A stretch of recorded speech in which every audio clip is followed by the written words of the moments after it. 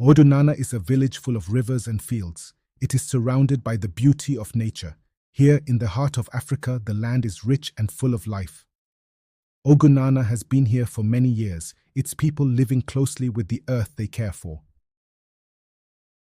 Here is Kweku, the antagonist, a self-serving man who uses deceit to exploit the villagers, stealing grain from farmers and blaming them for debts they never owed.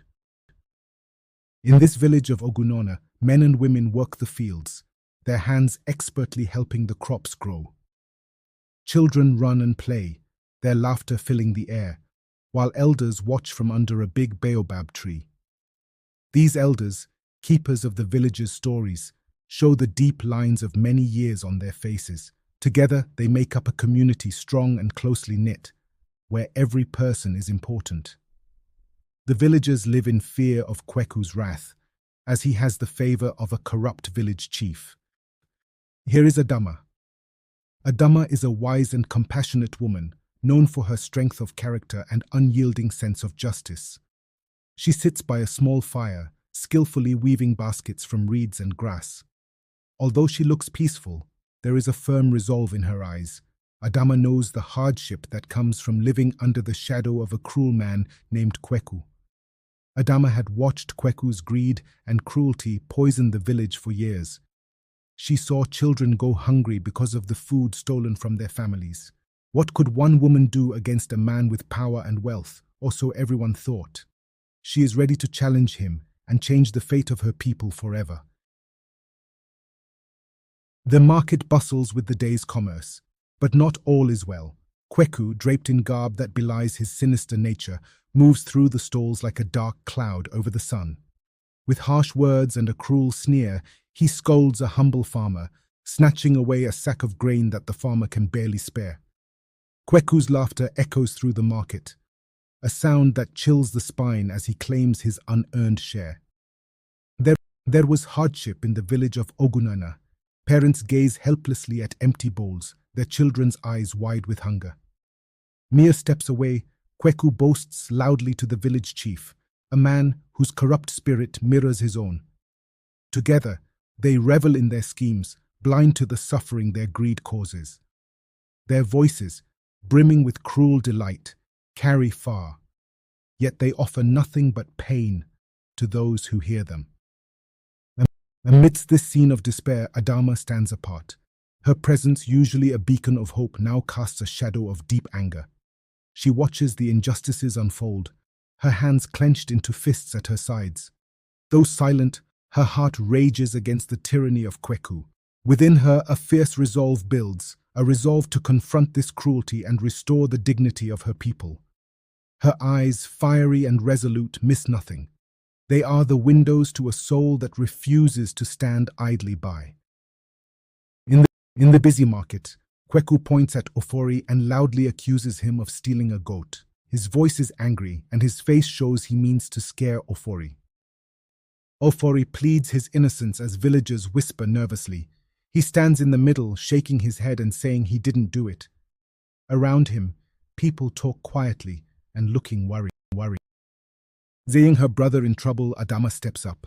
She walks right up to Kweku and looks him in the eye, ready to speak for her brother. Everyone watches, waiting to see what will happen. Adama stands strong in front of Kweku. She doesn't look scared at all. The people in the village watch, holding their breath, hoping she can make a difference. Kweku smirks, thinking he can make Adama back down with his mean words. He tries to make her feel small, but Adama doesn't move. "You have taken enough from this village, Kweku." Adama's voice cut through the chatter like a blade. "Your lies will no longer go unanswered." Kweku laughs, mocking her. "What can a woman like you do to stop me?" Adama, undeterred, demands a public trial before the elders and the chief.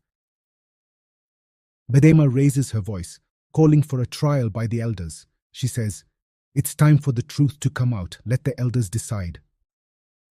The crowd nods, and even the elders look surprised but interested. Under the large baobab tree, the village elders gather, forming a solemn circle. All around them, villagers assemble, each one anxious and hopeful as they wait for justice to unfold. Adama steps forward, holding a ledger filled with records and accounts. With calm determination, she presents each piece of evidence, showing the elders and the crowd the extent of Kweku's deceit. One after another, villagers come forward. Though their voices shake, their resolve does not falter. They recount tales of Kweku's tricks and treachery, supporting Adama's claims with their own experiences. The chief, with a wave of his hand, dismisses the evidence presented. Siding with Kweku, he shakes his head, ignoring the villagers' pleas for fairness, causing a ripple of despair among the crowd. Kweku, with a smirk on his face, steps boldly towards Adama, taunting her courage and the truth she stands for. His arrogance fills the air, challenging the very spirit of justice Adama embodies. But Adama, unflinching and resolute, stares right back at him. As the tension builds, she clenches her fist, her eyes locked on Kweku, ready to defend her honor and that of her village. In a moment charged with defiance, Adama's fist connects with Kweku's jaw, sending him stumbling into the dirt. Down goes Kweku. Down goes Kweku. In a single moment, Adama shattered the silence that had kept the village in chains. Her fist was not just a blow to Kweku, it was a strike for justice. The impact of her resolve hit Kweku harder than the blow itself. The crowd is silent, the air thick with disbelief. Then, as if awakening from a spell, they erupt into cheers. Adama's punch becomes a symbol of breaking free from tyranny. Emboldened by Adama's act of bravery, the villagers find their voice. They surround Kweku, their demands for justice loud and clear, echoing through the marketplace. The elders, witnessing the unity and courage of the villagers, begin to see the error of their ways. One by one, they withdraw their support for the chief, aligning themselves with the people's call for justice. As the balance of power shifts, stolen grains and goods are returned. Villagers receive back what was wrongfully taken, their faces showing relief and renewed hope. Kweku, now a shadow of his former self, walks away from the village. Defeated and shamed, his exit marks the end of his reign of greed, watched by every eye in the village. Years later, Adama sits peacefully by a crackling fire, surrounded by eager children. Her eyes twinkle with wisdom as she prepares to pass on the lessons of her youth. Flashbacks fill the screen. Adama standing defiant in the market, her fist flying through the air, and the jubilant faces of her fellow villagers as they celebrate their newfound freedom. Close up on Adama's face, now lined with age but radiant with joy. She smiles as she recounts the stories of her brave heart, inspiring a new generation to stand firm and fearlessly. The village thrives, now a tapestry of joy and prosperity. We see people dancing, children playing, and the lush landscapes that cradle their lives.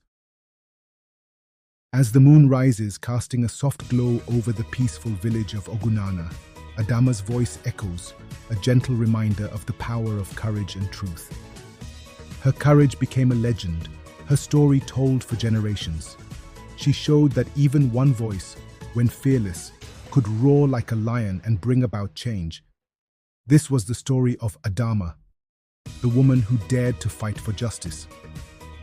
What will you stand for?